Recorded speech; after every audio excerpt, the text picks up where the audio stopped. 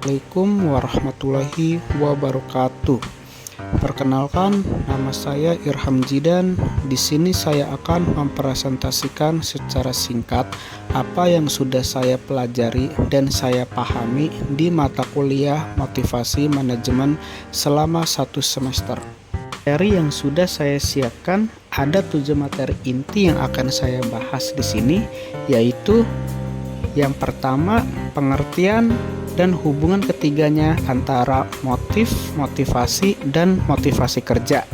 Yang kedua, pendekatan motivasi. Yang ketiga, macam-macam teori motivasi. Yang keempat, pengertian, tujuan, dan manfaat psikologi organisasi. Yang kelima, hubungan faktor kompleksitas manusia dengan motivasinya. Yang keenam, riset motivasi, model dan susunannya.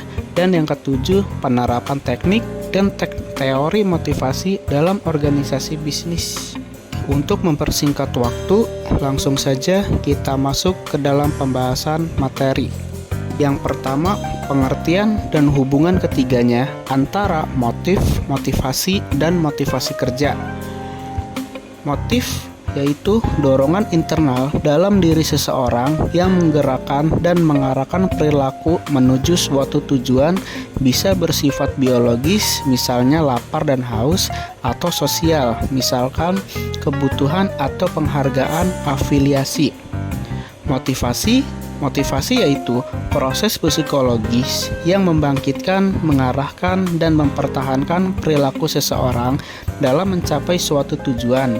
Sedangkan motivasi kerja yaitu bentuk motivasi yang terkait dengan pekerjaan yang mendorong seseorang untuk bekerja secara efektif, mencapai target, dan berkontribusi dalam organisasi. Dalam ketiga hubungan motif, motivasi, dan motivasi kerja, yaitu motif merupakan faktor internal yang mendasari munculnya motivasi, sementara motivasi adalah proses yang mengaktifkan motif untuk mencapai tujuan dalam konteks pekerjaan. Motivasi ini diterapkan dalam bentuk motivasi kerja yang bertujuan untuk meningkatkan kinerja dan produktivitas individu di lingkungan kerja.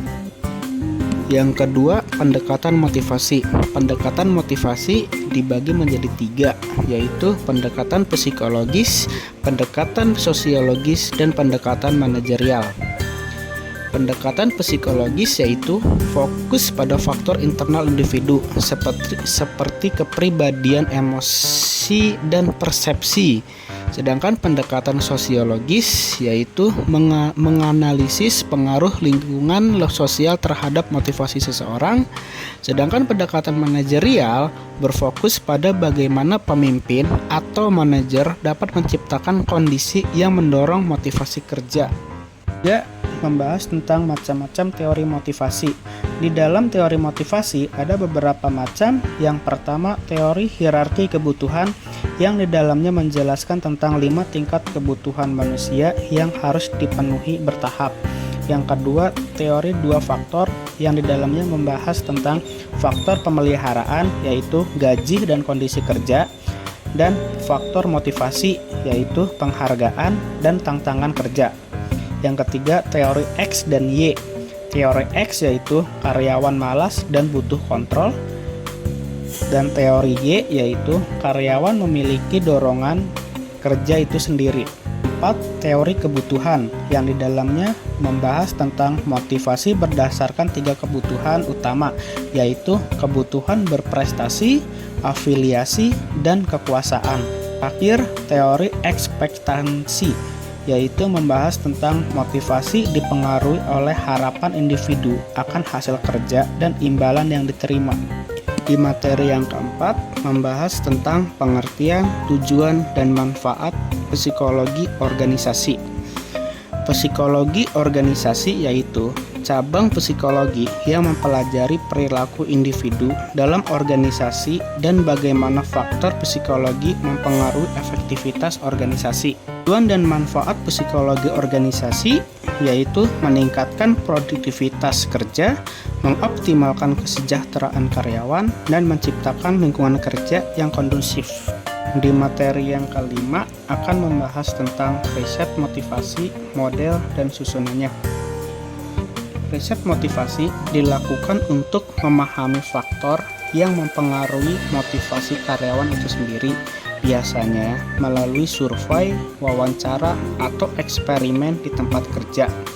Riset motivasi mempunyai beberapa model, di antaranya model tradisional, yaitu menganggap karyawan sebagai alat produksi dengan motivasi berbasis upah.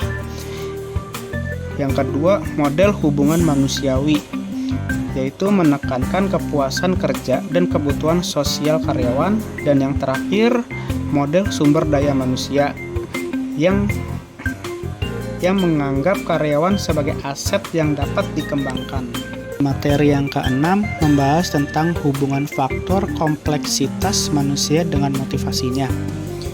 Di hubungan faktor kompleksitas manusia dengan motivasinya itu sendiri harus memiliki kebutuhan, nilai, dan tujuan yang berbeda, sehingga pendekatan motivasi dalam organisasi harus disesuaikan dengan karakteristik individu itu sendiri.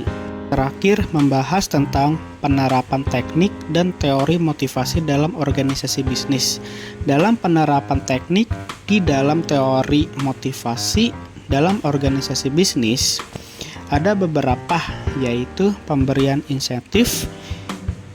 Maksud dari pemberian insentif yaitu bonus, kenaikan kerja, atau penghargaan lainnya untuk meningkatkan motivasi kerja. 2. Peluang pengembang karir. Yang dimaksud dari peluang pengembang karir yaitu memberikan pelatihan dan promosi agar karyawan merasa dihargai. Yang ketiga, kepemimpinan yang inspiratif. Yang dimaksud dengan kepemimpinan yang inspiratif yaitu pemimpin yang mampu memberi arahan dan dukungan emosional kepada karyawannya. Yang keempat, fleksibilitas kerja. Yang dimaksud dengan fleksibilitas kerja yaitu memberikan keseimbangan antara kehidupan kerja dan kepribadian untuk meningkatkan. Dan yang kelima, membangun budaya kerja yang positif. Yang dimaksud dengan membangun budaya kerja yang positif yaitu lingkungan kerja yang mendukung kolaborasi dan inovasi. Kumpulan dari materi-materi yang sudah saya jelaskan di atas yaitu pemahaman tentang motivasi dan penerapan teori serta teknik yang tepat dalam organisasi bisnis sangat penting untuk menciptakan lingkungan kerja yang produktif, efisien, dan harmonis.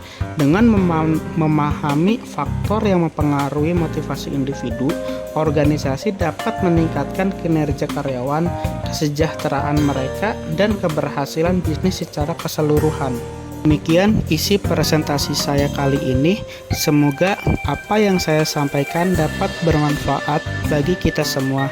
Jika ada kekurangan, mohon dimaafkan karena kesempurnaan sesungguhnya hanyalah milik Allah Subhanahu wa Ta'ala. Wassalamualaikum warahmatullahi wabarakatuh.